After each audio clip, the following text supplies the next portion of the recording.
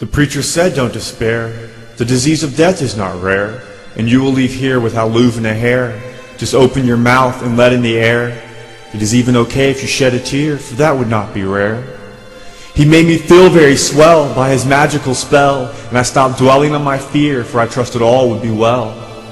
I tell you, beware of such an affair where you say a prayer and it's promised you'll be an heir, and that your soul will be spared. It makes you feel sure that you will endure, but he forgets to tell that you will not yell till you'll be burning in hell. This man may now be preaching, but soon he'll be screeching.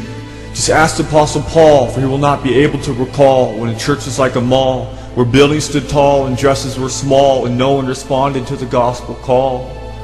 To say all you have to do is utter a sentence is the most shameful scam, and be sure it will have you damned. The sinner's prayer might have a good impression, but is full of demonic possession, and only leads to eternal transgression, for it is a false profession. For the Bible's sake, the sinner's prayer is fate. It's time to wake, for on Judgment Day you'll begin to say, I asked you in my heart, and he will say, depart.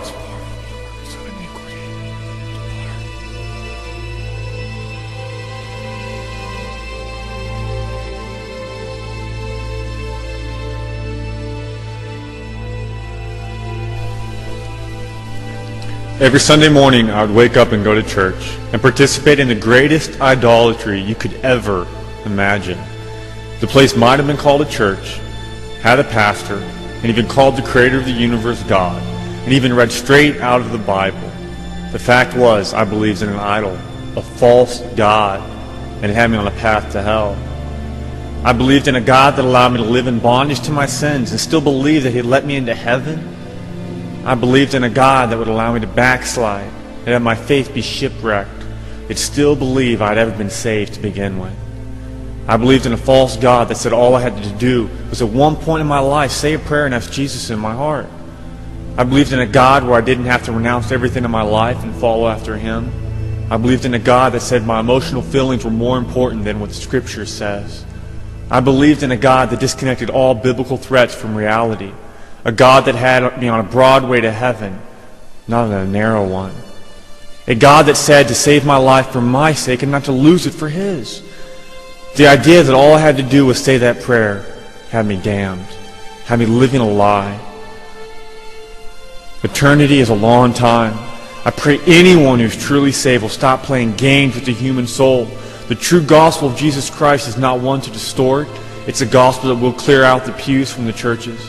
For people love their sin and don't want to give it up. But if they do not, they will see nothing but hell. For that is why we must tell.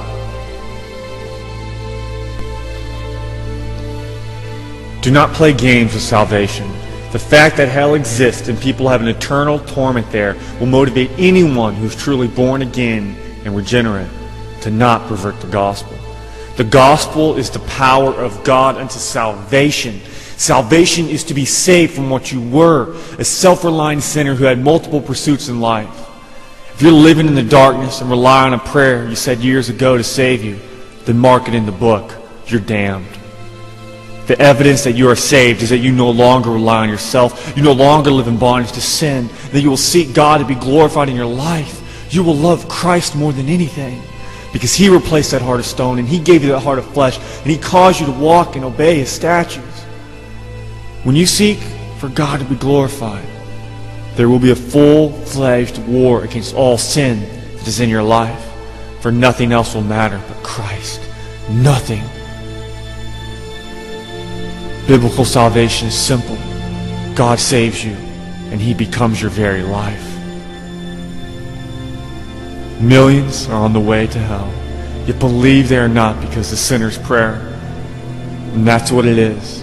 The prayer a sinner says to deceive himself into believing he is truly regenerate and born again by the supernatural power of God.